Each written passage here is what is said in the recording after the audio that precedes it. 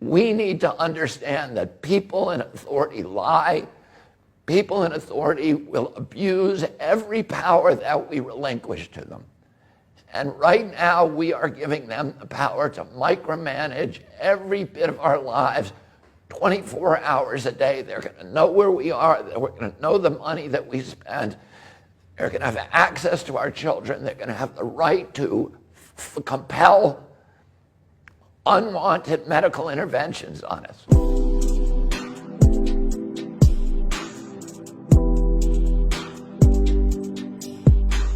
Hi, I'm Robert F. Kennedy Jr. Excuse my voice, which should get better as I talk. And let me explain to you a little bit about the journey that brought me here. I run the biggest water protection group in the world. It's called Waterkeeper Alliance. And back in the early 2000s, I was suing big coal-burning power plants in the United States for discharging mercury. At that time, and my only concern was the impact of the mercury on fish and on human health of the human beings who ate the fish. Around that time, it came to my attention that there was also large amounts of mercury in vaccines, much larger exposures to children than any child would ever get from eating fish. And so I began to address that, and we started an organization that was trying to have a very limited scope, which was trying to remove the mercury from vaccines. Little by little, I came to understand that there were larger problems with vaccines. And the central problem, and the one we were most deeply concerned with, was that vaccines in the United States were not safety tested. They have an exemption that is not available to any other medical product. And that exemption, which most people cannot even believe, is an artifact of the CDC's legacy as the Public Health Service, which was a quasi-military agency. And at the time that the vaccine program was launched, the purpose was a national defense purpose. And they wanted to make sure that vaccines could be quickly formulated and deployed in order to derail attacks by foreign countries with biological substances. So they removed the regulatory impediments, including the necessity to test vaccines, to safety test vaccines against placebos. And so my very narrow purpose in starting the Children's Health Defense was to address this problem and get vaccines properly safety tested. Because if they're not safety tested, nobody can tell you with any medical authority whether that vaccine is injuring more people than it's saving. And yet, as we continued on with this advocacy, it became very clear that there were other problems as well. There was problems with the corruption in our political system. The pharmaceutical companies had not only corrupted our politicians with huge amounts of lobbying money, they had captured the agencies that are supposed to protect Americans from public health threats, the CDC, the FDA, the HHS. They had captured the press in our country. Huge influxes of advertising dollars, which had neutralized the press. And they had effectively subverted American democracy by neutralizing all of those institutions that the founding fathers of our nation had created to stand between a greedy corporation and a vulnerable child. The Congress had been corrupted. The regulatory agencies were captured. They had become sock puppets for the industry they're supposed to regulate. The press had been sidelined. And worst of all, they had passed a law in our country in 1986 that gave pharmaceutical companies complete immunity from liability. So there was no incentive for any of those companies to make vaccines safe. And little by little, we recognized that this was not just an American issue. This was a global issue. I came 2 years ago when I was arguing the Monsanto case, and I met my partner here is Senta Dupuy. And Senta already understood the connection that had taken me so long to formulate between toxics in our environment, the capture of our agencies and our political structures by those powerful companies. She also recognized that pharmaceutical companies were the most powerful, more powerful than oil, more powerful than the chemical industry, and a greater threat not only to our children's health, to all the institutions of democracy, not in the United States, but all around the globe. And I'm very glad that Tina Choi helped Senta to organize Children's Health Defense Europe. We are here today to announce, to launch the beginning of this organization. We've been very, very successful in the United States. We recognize that the pharmaceutical industry is operating and capturing politicians and running governments in every nation on the globe. And if we win this battle just in one nation, the United States, we're still going to lose it globally. So we need people of goodwill, people who have courage, people who have a nonconformist way of thinking, who understand that we are being lied to, that the entire political structure today is saturated in pharmaceutical propaganda. And we have watched over the past few years something that is extraordinary. We are at an inflection point, I believe, in human history. The largest and most critical inflection point that humanity has ever encountered.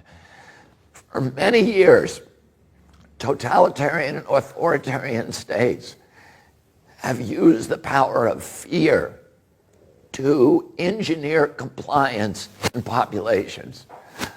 I grew up understanding what happened in World War II in our country, and during the Nuremberg trials, Hermann Goering was asked by the prosecutor, how did you make the German people comply? And Goering said, it's not just Germany. This works in any country, whether it's a fascist country or a communist country or a monarchy or a democracy. All the rulers need to do is to tell people that there's something they need to be fearful of, to point a finger at that source of their fear. And you can make human beings do anything you want.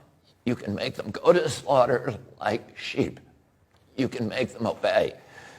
During the same Great Depression that spawned Adolf Hitler, we were very lucky in our country that we had a leader, Franklin Roosevelt. And he said, the only thing we have to fear is fear itself. He understood that fear would drive us into totalitarianism. Well, the biosecurity agenda that people like Bill Gates and Anthony Fauci and Davos and all of these people who are running now the global economy, they have understood for years that they have a power that no totalitarian government has ever had available to it, which is the biosecurity. You know, in Hitler could point at the Jews and say, those are the big threat. We need to be frightened of them. And you guys, everybody else needs to obey so that we can fight them off. Other countries were scared of the Bolsheviks. In the United States, you know, our demagogues point to the Mexicans or dark-skinned people and say we need to be scared of them, or terrorists. And, you know, all of those things get us to voluntarily give up, relinquish our human rights, our civil rights, and walk like sheep into the abattoir. But now they have a source of fear that is the most pervasive and all-encompassing power that they've ever had, which is the fear of pandemics.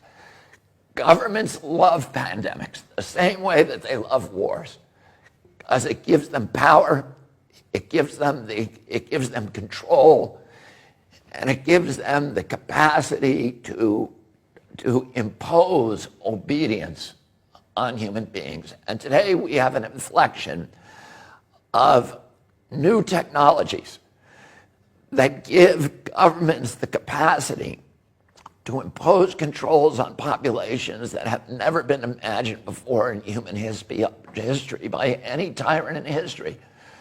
We have 5G, which has created a surveillance state. 5G is not here for your benefit. It's not here so that it's going to make your life better because you can download your video game in 6 seconds rather than 29. The only reason for 5G is because it allows these big data companies run by Bill Gates and Mark Zuckerberg and Jeffrey Bezos to harvest our data, to listen to your conversations on your cell phone. They've always been able to do that, but there was no way for them to transport that data, to subject it to analytics, and then to monetize it and to sell it.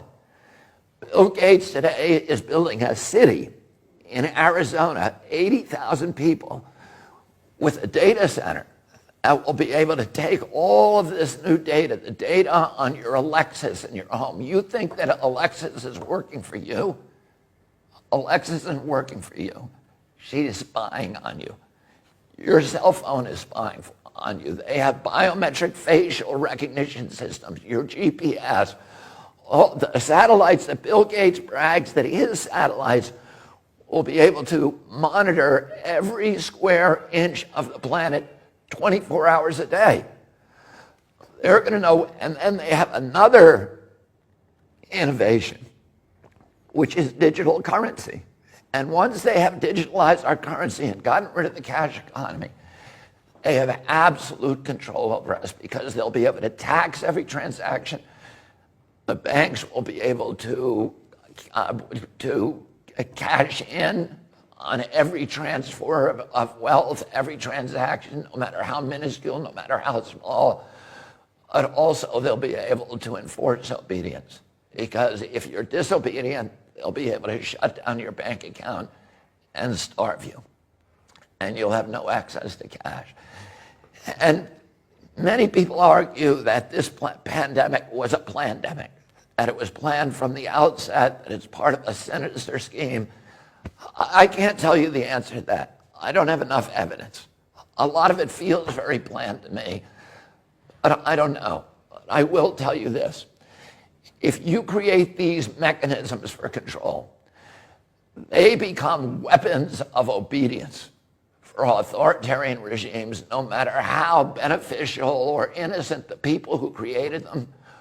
Once you create them, they will be abused. 100% guarantee that they will be abused.